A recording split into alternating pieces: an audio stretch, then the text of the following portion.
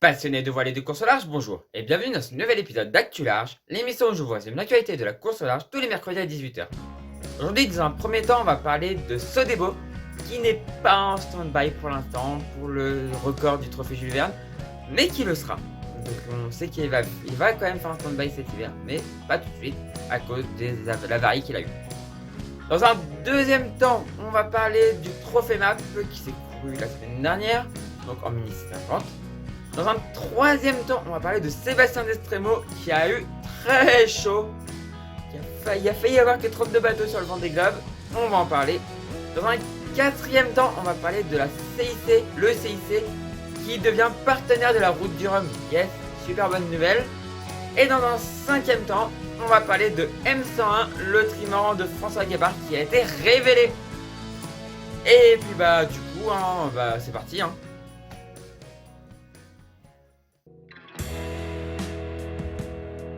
On a parlé la semaine dernière de Sodebo qui devait rentrer en stand-by le jeudi pour sa tentative de trophée Jules Verne. Mais comme beaucoup s'en doutaient, le stand-by allait être retardé à cause de sa collision avec un ovni. Malheureusement, l'info s'est confirmée et Thomas a dit que le stand-by allait être retardé. Mais la bonne nouvelle, c'est que le bateau est réparable rapidement et qu'ils vont bien faire un stand-by cet hiver, avec l'espoir de tenter le record. De plus, la fin du stand-by a été retardée afin de se laisser plus de chance. La date de ce début de stand-by n'est pas encore connue, mais espérons que ce sera en même temps ou très près de celle de Gitana qui doit commencer le 1er novembre. On suivra ça bien évidemment dans Actu Large.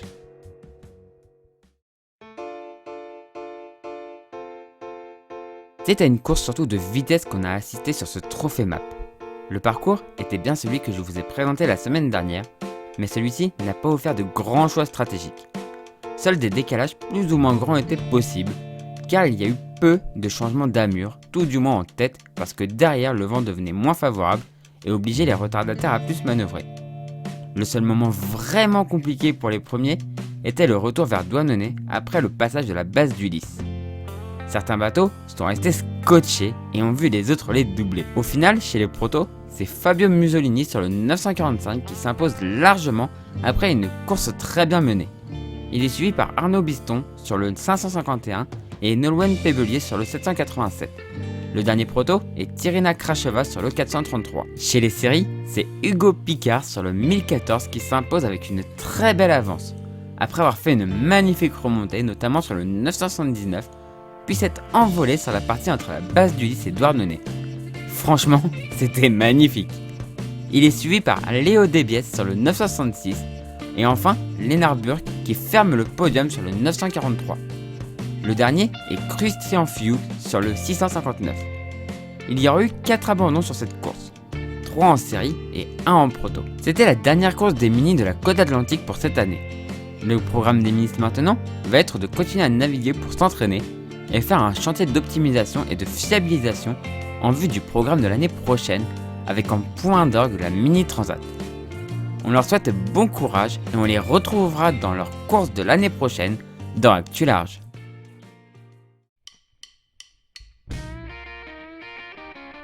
On peut dire que Sébastien Destremo a eu chaud.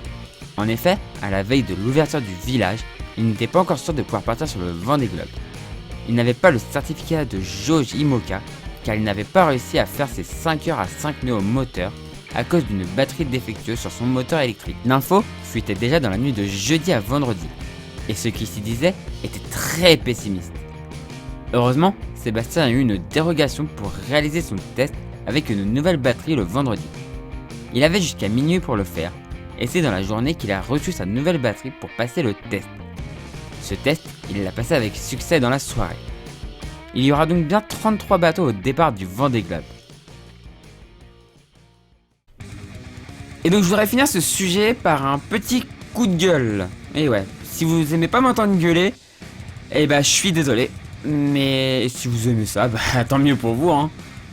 Donc je voulais gueuler parce que l'info a commencé à fuiter dans la nuit de jeudi à vendredi par des personnes assez proches en fait de Sébastien Destremo qui disaient que il allait sûrement pas pouvoir partir sur le Vendée Globe et tout ça.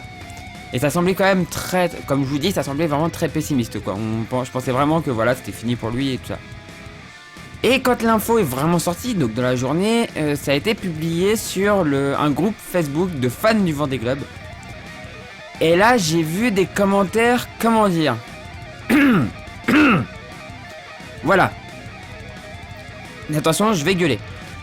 Des commentaires vraiment, mais insolents, mais d'une force. Je suis pas un grand fan de Destremo. J'aime pas trop Destremo pour une raison, pour une certaine course où pour moi son bateau n'avait rien à faire dans la classe où il était. Mais voilà, je suis pas un grand fan de Destremo, mais je respecte quand même parce qu'il a quand même fini un Vendée Globe. Finir le Vendée Globe, c'est déjà un exploit, contrairement à ce que certains disent. Et donc là, il y a une personne, surtout il y a cette personne-là que je veux m'en prendre, qui a marqué, grosso modo, que tous les skippers qui n'avaient pas un bateau de dernière génération ou d'avant-dernière génération étaient des charlots. Alors déjà, quand on entend ça, donc Jean Le Cam est un charlot, Alan Roura est un charlot, Manuel Cousin est un charlot, Clarisse Kremer est une charlot, tous les mecs, Kevin Escoffier est un charlot. Bah non, il a pas un bateau d'avant-dernière génération, il a un bateau de 2010. Donc c'est un charlot aussi. Enfin, tous les skippers qui n'ont pas un bateau de dernière génération ou d'avant-dernière génération sont des charlots. Avec des. Donc, et qui seraient dans une course désuète. Donc en fait, tous les aventuriers sur le Vendée Globe, ou ceux qui ne courent pas pour la victoire, la grande victoire, mais plutôt pour des classements intermédiaires, c'est-à-dire des classements, bah, par exemple, entre bateaux de même classe, enfin entre bateaux de même année, ou entre les dérives droites et les foils, enfin voilà. Tous ceux qui vont courir là-dedans, ils servent à rien. En fait, pour ce mec-là, ces bateaux-là, ils servent à rien. Il n'y a que la course qui compte. Le Vendée Globe, c'est qu'une course. Si le Vendée Globe n'était qu'une course, et là je reprends une phrase de Destremo, si le Vendée Globe n'était qu'une course, ça se saurait. Et même Alain Gauthier, qui est pourtant voilà, qui est un compétiteur et ça, dit que le Vendée Globe n'est pas qu'une course. C'est aussi une aventure.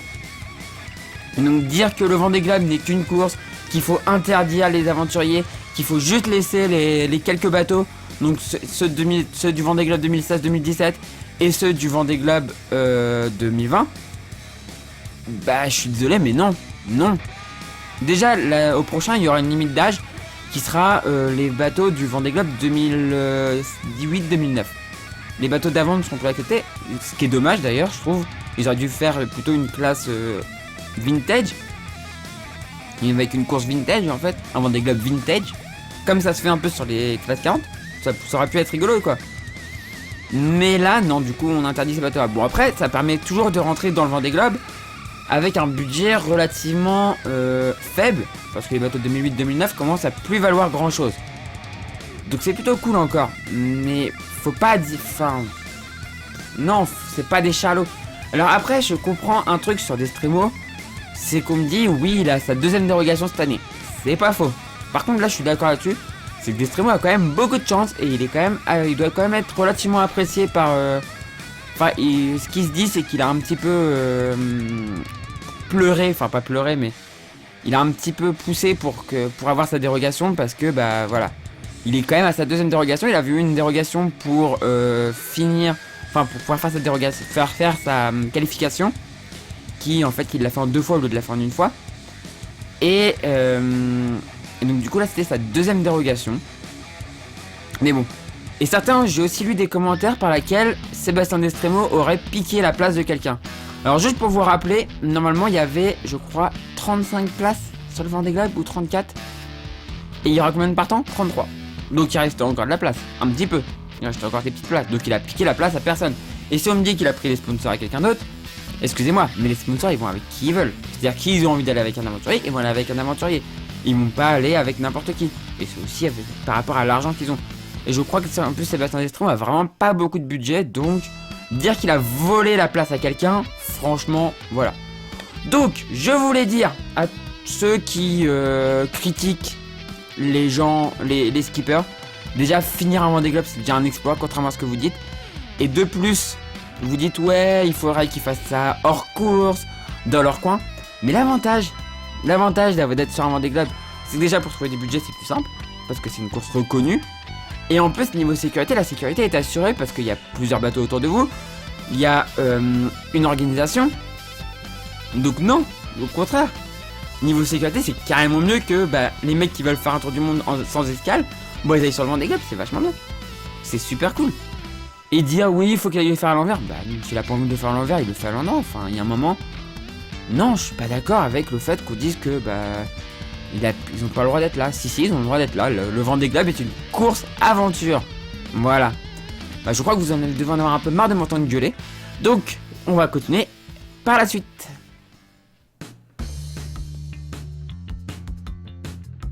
La bonne nouvelle est tombée jeudi dernier.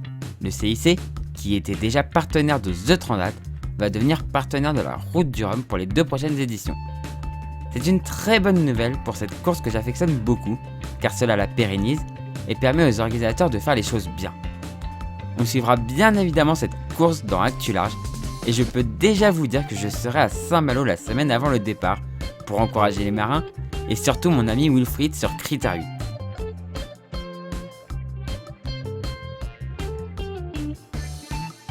Personne ne s'y attendait, mais des photos et une vidéo de M101, le trimaran de François Gabard, sont sortis. Et le moins que l'on puisse dire, c'est qu'il est surprenant. Ce qui surprend le plus, c'est son cockpit dans la coque centrale, complètement fermé, un peu à la manière de l'Imoca Hugo Boss. Les avantages à faire ça sont d'une part l'aérodynamisme, en limitant les perturbations et en ayant un effet de plaque énorme, avec une baume à ras du pont, tout comme les voiles d'avant qui ne seront pas gênés contrairement à Sodebo. L'autre avantage est un abaissement du centre de gravité et ne plus être gêné par le mât pour installer la zone de vie. On a pu voir aussi sur les images que les bras de liaison sont ultra profilés. Ce bateau est fait pour le vol et donc tout est fait pour l'aérodynamisme.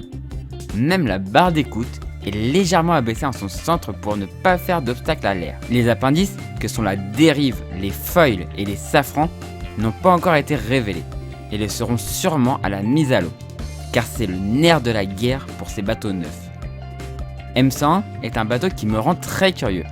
J'ai très hâte de le voir naviguer. Cela arrivera normalement en juin. Pour rappel, François est toujours à la recherche de partenaires, même si quelques petites phrases me font penser qu'il n'est pas loin du but. Et si ce n'est pas le cas, j'encourage une entreprise courageuse à le suivre, car il le mérite vraiment. C'est un très bon marin, doublé d'un mec sympa. Dans tous les cas, on va continuer à le suivre dans Actu Large.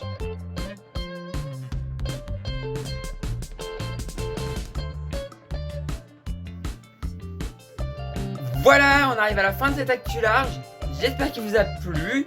Si c'est le cas, n'hésitez pas à mettre un pouce en l'air, à commenter et à partager. Si vous n'êtes toujours pas abonné à la chaîne, n'hésitez pas à vous abonner pour ne rien rater des prochaines vidéos. Et si vous voulez aider financièrement à la chaîne, n'hésitez pas à aller faire un petit tour sur Utip ou Tipeee. Les liens sont en description de la vidéo. Vous pouvez regarder une publicité, une vidéo, ça ne vous coûte rien et moi ça m'apporte quelques centimes. Et si vous souhaitez faire un don, c'est possible aussi sur ces 2 plateformes, voilà.